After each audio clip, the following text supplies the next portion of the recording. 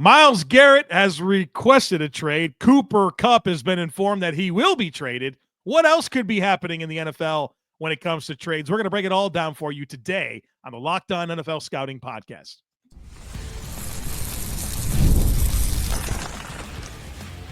You are Locked On NFL Scouting with the Draft Dudes, your daily podcast for NFL and college football scouting. Part of the Locked On Podcast Network, your team every day. What's better than this? It's guys being dudes here on the Locked On NFL Scouting Podcast. We're the Draft Dudes. I'm Joe Marino from Locked On Bills. He's Kyle Crabbs from Locked On Dolphins, and we are your NFL experts here with you daily to talk team building across the league on the Locked On NFL Scouting Podcast with the Draft Dudes, part of the Locked On Podcast Network, your team every day. Want to issue a big thank you, shout out, and welcome to our everydayers. Those of you who never miss a single episode, we appreciate y'all being here very, very much. Today's episode is brought to you by Game Time. Download the Game Time app, create an account, and use code LOCKEDONNFL for $20 off your first purchase. Joe, busy day yesterday. I do have the timeline open in the event that any more trade intentions are declared this morning on Tuesday, February 4th. You made the point to mention in the pre-show, there have been trades that have been agreed to in principle this time of year. So nothing's off the table here as far as what kinds of dominoes we might get to fall. But we did get Cooper Kupp sharing that he's been informed by the team that they will be working with him to facilitate a trade so he can continue to pursue championships and the Rams can move on. And Myles Garrett did the declaration graphic to declare himself for the 2025 NFL calendar trade availability window. So declaring himself available to be traded for. And he definitely in that declaration kind of put Andrew Berry's words back in his mouth, saying that the goal was never to go from Cleveland to Canton. It was to compete for and win a Super Bowl, after Andrew Berry said the plan for Myles Garrett was Cleveland to Canton. And certainly on that type of path, 108 and a half career sacks in 8 years. He certainly, he could probably retire now and get in, right? There's a conversation. Yeah. I mean, defensive player of the year in 2023. He's been an all-pro every year since 2020. I mean, I think he's the best defensive player in the NFL. And you've heard me say that for years. And so this is unique that he would be available. But I think what's interesting is Cleveland has at least done the thing that they should and said, we're not going to trade Myles Garrett, that they're not going to listen to offers. But here's the reality, man. That's a team that is directionless. And they botched the Deshaun Watson thing. Not only what they gave up, but the trade, the contract has been crippling to their organization. And Myles Garrett turned 29 in December. He'll be 30 next December. They're not in a position to maximize what's left in the tank for Myles Garrett. No. And for Cleveland, this chapter of football is a failure. It's not going to get better. The best thing you can do is position yourself to write that next chapter and get yourself some assets to get there, because they still got some medicine to take when it comes to their current situation. The challenge is with the way that Cleveland has operated from a cash flow and cash to cap ratio and deferment of funds from a cap perspective into future years, and done all the void years on all the contracts, which is this really neat, cutting edge new way to approach interest-free financing in the NFL. The problem with that is when you have a player like Myles Garrett and you want to move off of Myles Garrett, or if you have an offer to move off of Myles Garrett, you're going to take a quarterback-sized salary cap hit on the nose. And, they could diminish that by moving on from him post June 1st, which I think maybe makes it a more realistic window to move Myles Garrett for a blockbuster amount. I don't know if Cleveland, with already having the number 2 overall pick, would really covet a bunch of picks in this year's draft class anyway, with kind of the perception of some of the top of premium positions in this year's class. But for Cleveland, if they were to try to trade, they are scheduled to be $30 million in the red against the cap to start. And then if you were to trade Myles Garrett pre-June 1st, you're talking about a $36 million dead cap hit. And he's only on the books for $19.7 to play for you. So you're losing an extra $16 million in cap space. You go to minus 45. And now you're talking about more restructuring with the Deshaun Watson contract. You're talking about potentially restructuring Jack Conklin with his $14 million base salary again. What other big salaries do you have? You don't have any other big salary. Like base salaries, it's Denzel Ward, Deshaun Watson, Jack Conklin, Greg Newsome. Those are the only base salaries on the roster right now that are in excess of like $5 million. So now you're really pushing Watson, Conklin, who you really don't want to be deferring more money on that contract in. So that's the tricky part for Cleveland is, hey, void years are fun, cute, and all that. And, number top 3 in the NFL in cash spend in 3 straight years is a great way to, put yourself in position to win some football games. But if it blows up in your face like this, you're going to be stuck holding the bag and be in a really bad spot. And that's where Cleveland ends up if they ultimately decide to do this before June 1st. The trade package is where I find a lot of interest, and obviously we know those conversations can get goofy. Diana Rossini said, what, a 1 and some change, right? Like a 1, a 3 and some change or something like that. Spot Rack said a 1, a 3 and a 6. I mean, if that's all it takes to get Myles Garrett, then a lot of playoff teams from last year should be calling. Right. Now, I think the big variable with Myles Garrett is he has a no trade clause. And I think that will obviously eliminate a lot of teams. And he said very clearly that his goal is to compete for and win a Super Bowl. So not everyone's going to be appealing to Myles Garrett. But to me, I was a fan of a team that wants them to trade for Myles Garrett. I'm willing to offer 2 first-round picks. Yeah. I would offer the 1 this year and the 1 next year. And that's you're really going to lose a lot of sleep over losing 30 and 31 or 32 next year. No right? sleep. No sleep at all. Right. And heck, if the Bills have a 1st and 2 seconds, they have 30, 56 and 60 or something like that. Here, you can have them all. Like what if it's not like 3 first-round picks plus like a meaningful player, who freaking cares? Right. It's not just the Bills that are the Lions, potentially a team that would be in on this. The Commanders, a team that you would think would be in on this. Green Bay is another good call out. Tampa has been a popular suggestion spot. You said Washington, right? Yeah, they feel like a very obvious team to me. Like I would look at Washington and think they should be probably like one of the favorites based on what they have to offer. It's just a matter like, what does Myles Garrett look at that situation and think, you know what, this is definitely a team that's going to be in that position, or do they catch lightning in a bottle? I'll tell you what, if they keep both their defensive tackles and you add Myles Garrett to that interior front that they have. That's nasty, man. That would sure get me excited if I were Myles Garrett. So, and then you got the quarterback on the other side. And especially if it just boils down to being 2 first-round picks, right? Like, because Washington, I think they're a little light on draft capital this year as is. I believe they have Miami's 3rd from the Jalen Wright trade last year, and they have their own 2. But other than that, I think they're fairly light. But if it's just a 1 this year and a 1 next year or change, as a team that, I don't know, I think the depth in this year's class is between 30 and 70, right? They have 2 picks in that range, in that general range, as is. So they still have opportunities to add to the team. They'd be my favorite team from a quarterback on a rookie contract, where they're picking in the draft, what their needs are as a team.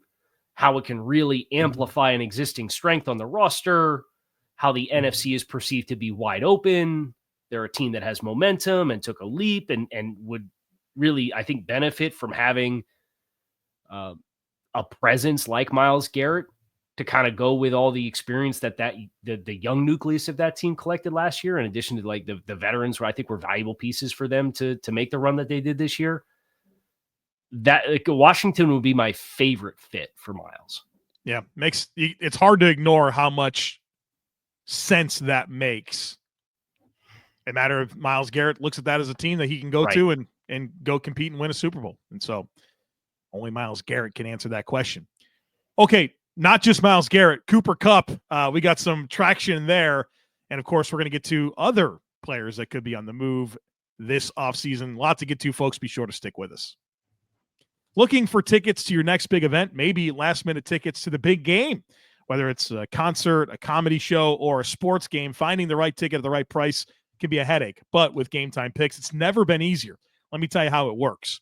With Game Time Picks, the app does all the hard work for you. It curates the best deals so you don't have to waste time searching through endless ticket listings. I've been using Game Time Picks for a while now, and here's why I love it. First of all, the curated deals make it super simple to find great tickets at a great price. No more sifting through thousands of options. I recently actually grabbed a super deal for a prime seat, and I couldn't believe the value. It was a steal. The seat view feature is a game changer. Before I even hit buy, I can see exactly what my seat will look like in the venue. It is so reassuring, but the best part, you're covered with Game Time's lowest price guarantee. If you find a better deal somewhere else, they'll refund 110% of the difference. Plus, your tickets are guaranteed to be delivered on time with easy cancellation options if something comes up.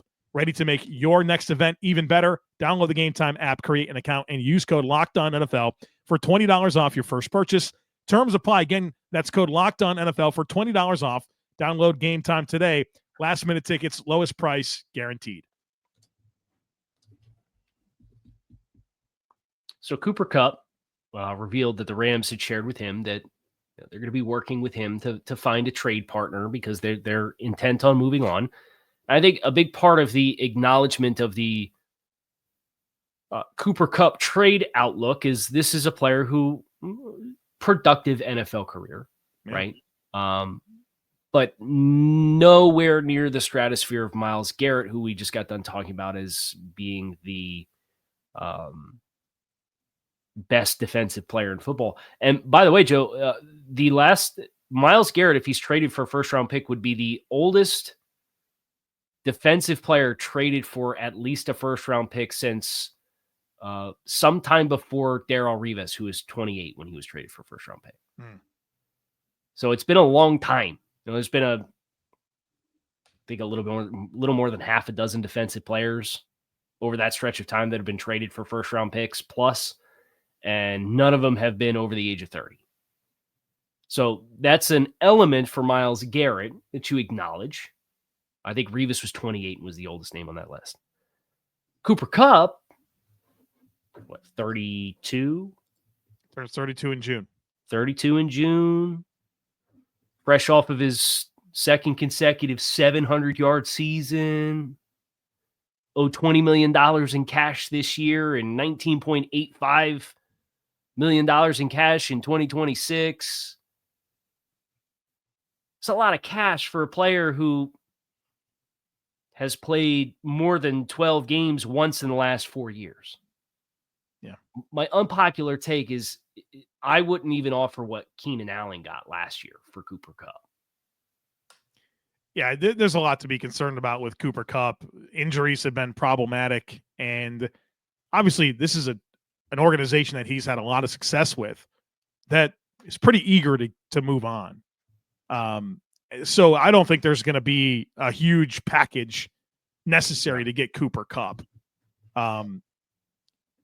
So I think there's an interesting conversation to be had for like where he goes, but also for the Rams, this gets interesting because they suddenly need receiver.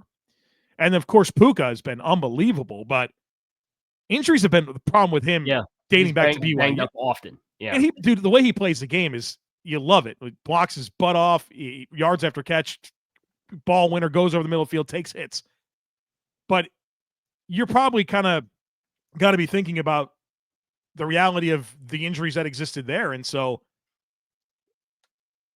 I wonder how they look to retool this receiver core around Puka Nacua and, what their appetite's going to be for a big-time extension, because he's trending towards being a massively paid receiver. So that the Rams piece of this conversation is interesting to me just as much as, okay, what team's going to actually make this trade? I've said this. I have heaped all the praise at the Rams. I love it again. This might be my favorite team in the league as far as like just their operations.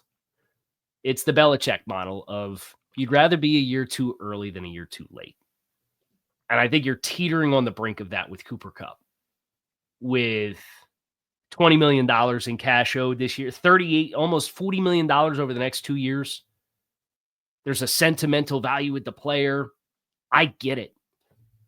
Do right by the player, work with the player to find the right fit, get what you can right now, but move on. I think it's a really smart decision in what has, as I've continued to do the evaluation, it's not a great wide receiver free agent market, but gosh darn it, it's another great day 2 wide receiver crop of wide receivers where if they go out and they get Jack Betch from TCU, who caught the game-winning touchdown at the Senior Bowl and was big play Betch and had all these plays down the field and was a former big-time recruit who was at LSU and then transfers to TCU, and 6'2", 215, vertical ball skills, toughness, one of the best run blocking. Like, there's a guy out there like that. Elik Ayamanor is another physical, big-body wide receiver. They could go the Colston Loveland route and go for a flex tight end, and further muddy the lines of being a team with really challenging matchups with their offensive line, with all the size and power that they have.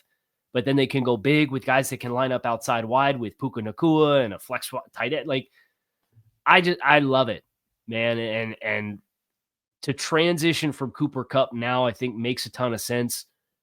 I think Rams fans, temper your expectations. This is probably a 5. This is probably a 5th round pick. Now you get into who should be interested. It's Houston Texans. I was just getting ready to say, how about the Houston Texans after they tried the Stephon Diggs thing? That didn't work out, but they just hired their new OC is from under Sean McVay, right, in LA. There's a familiarity there. They've got a quarterback on a rookie deal. This is much less expensive than the Stephon Diggs experiment, which they turn into a 1-year rental. I think they can do the same thing again with Cooper Kupp. And I'm glad we're on the same page there as Houston Texans. Yeah. You could think about other teams that make sense. Maybe Tampa. Maybe you think about the Patriots. Maybe Washington. I don't know, but Houston just feels like with the Rams connection, the need, it really just kind of lines up. How about Denver? Kind of elevate with that Deuce Vele role. Yeah, I mean, that'd be interesting. I mean, they're middle tier free agency dollars. They're an ascending team. They're getting they're getting through the Russell Wilson medicine, right? So I think they're an interesting team trying to make the jump and compete with the Chiefs team that they played close in the regular season, with the first matchup between the two. I don't know. It's just another name I would throw out there in that conversation. But I think they'll happen. These trades are going to go down. Definitely Cooper Kupp. And it'll be weird to not see him with the Rams, but yeah, kind of get it for sure. Who else? Plenty of other potential players could be on the move. We'll consider those here on the other side of it. Folks, be sure to stick with us. The big game is almost here, and there's no better way to make it even more exciting than with Prize Picks, the best place for daily fantasy sports. With over 10 million members and billions in winnings awarded, Prize Picks makes it fun and simple to get in on the action. Here's how it works. You pick more or less on at least 2 players' projections, and if you're right, you can win up to 1,000 times your cash. Prize Picks even has a free pick for the big game where Patrick Mahomes only needs to throw for 1 yard to win. Pair that with one more correct pick, and you are cashing out. This week, I'm looking at the board and selecting more for Travis Kelce on receiving yards and more for Mahomes' passing yardage. And what I love most is the fast, safe, and secure withdrawals. When I win, my cash is in my account in as little as 15 minutes. So download the app today. Use code LOCKEDONNFL to get $50 instantly after you play your first $5 lineup. That's code LOCKEDONNFL for $50 instantly after you play your first $5 lineup. Prize Picks, run your game. So, if I asked you for one additional name in the NFL who gets traded this year, your answer is blank. Tyreek Hill. That was my answer. Yeah. I just think there's a lot of scar tissue with how the season ended. It seems like everybody's trying to put the toothpaste back in the tube with how Tyreek handled the post-game presser in Week 18. But there was a lot of additional signs and things underneath the surface that indicated his displeasure with the state of affairs. And this is a Dolphins team that I think they had some pretty pointed feedback for Tyreek in the end of season press conference when they said, quitting on your team is not going to be tolerated. And when talking about the issues this year, Mike McDaniel said, I can only find players so many times. And moving forward, if your actions, if that's the case, are going to indicate to me that you don't want to be here. And I don't think it's a huge secret based off some of the strife and friction and things that get out on social media that Tyreek's a piece of that conversation. And you're talking about a player who had a regression this year. He did play with some injuries. So the wrist injury, it gets worse every time his camp talks about it. Makes it sound like it's even worse. So make of that what you will. But the Dolphins have an ejection opportunity here from a break even on the cap and to get something decent. And they have a wide receiver waiting in the wings that I think would be a much more impactful and consistent player if he was the featured player in the offense. And I think Miami would be wise to take that opportunity. So I'm fascinated at what landing spots make the most sense. Because I think Tyreek he definitely hurt his image a little bit this year. The whole thing, right, was just, yeah. It doesn't, obviously the skill set's terrific, very, very dangerous weapon. But there has to be, whoever takes on this player has to come to terms with what he showed this year from a personality perspective. And, I think a lot of teams are going to be careful about who they're going to bring in. And so he's not going to make sense for everybody. But I'm sure you've done the inventory. Who's the teams that I can tell you who he wants to go to. Who is it? He wants to go back and play with Pat again. Every time he's screaming Madden online, he's playing with the Chiefs. Yeah. Right. And in his Snapchat and Instagram stories, he'll post pictures of him in a Chiefs jersey and say good times and then just say he's just kidding with the fans and this, that. He'll make all the passive overtures that he wants. I don't think that would necessarily happen, although Kansas City,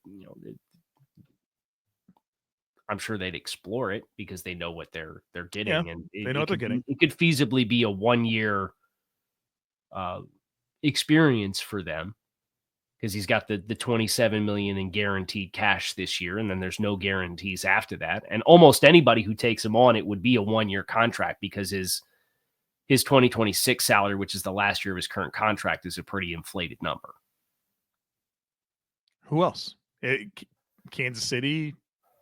I like the idea of Washington for him too, with the Jaden Daniels experience and Cliff Kingsbury and how they can spread the field. And you think about opposite Terry, it was Diami Brown and Olamide Zaccheaus, and those guys are both expiring contracts, I believe. I believe the only two wide receivers they have under contract right now are Terry McLaurin and their Luke McCaffrey. Luke McCaffrey, their third round, I believe, draft pick from last year. I think those are the only two wide receivers they have under contract. And for Tyreek, I mean, you're talking about a wide receiver sitting around 30 years of age, did have a regression, what's the cost? I don't think it would be a super expensive trade compensation. I think it probably equivalent to a 2. I don't know that you'd net a 2+. Maybe if you drove up if you had a couple of teams bidding, you could luck your way into a 2 and a day 3 pick as a throw on. But I think my equivalents or the expectation equivalents I have is like a late 2 or a 3 and a 4. And I think that probably would get it done for Miami. And some Dolphins fans kind of have this speculation of it. Well, you should do it after June 1st, so you get more cap savings this year. It's a $600,000 difference against the cap versus what he's already on. Just take it and get the assets for this year. You're trying to compete through you got a coach and a GM on a hot seat, right? Like if you're gonna do this, get assets that are going to help your team this year, and just take the break even on the cap. They have they have their top 8 in the league in restructure potential for their contracts. Yeah. They have a ton of fluidity to get cap space. You don't need to sit here and sit on Tyreek and get nothing for him this year to save an extra $10 million against the cap for post June 1st free agency. Yeah. What about Steelers? Man, if anybody could keep him focused, right. it's just a question of, does Mike Tomlin have the Antonio Brown PTSD for right? Seeing what happened with the Raiders, right? And sent him to the Raiders, and then he never played it down for him. But Pittsburgh, they have the salary cap space. They're a spot that, are they going to hang on to George Pickens? Is George Pickens wearing out his welcome? Like, I think that's a fascinating context. Is there too much of a bad thing with those two guys in the same wide receiver room? I'd be concerned about it, but I think that'd be a great opportunity for Pittsburgh to put a good environment around who ends up playing quarterback for them, whoever that ends up being. I don't know. Do you see any of the names that you get really excited about that you like, that have a decent amount of cap space to make it work? Well, the skill set is, anybody would want Tyreek Hill's skill set on their football team.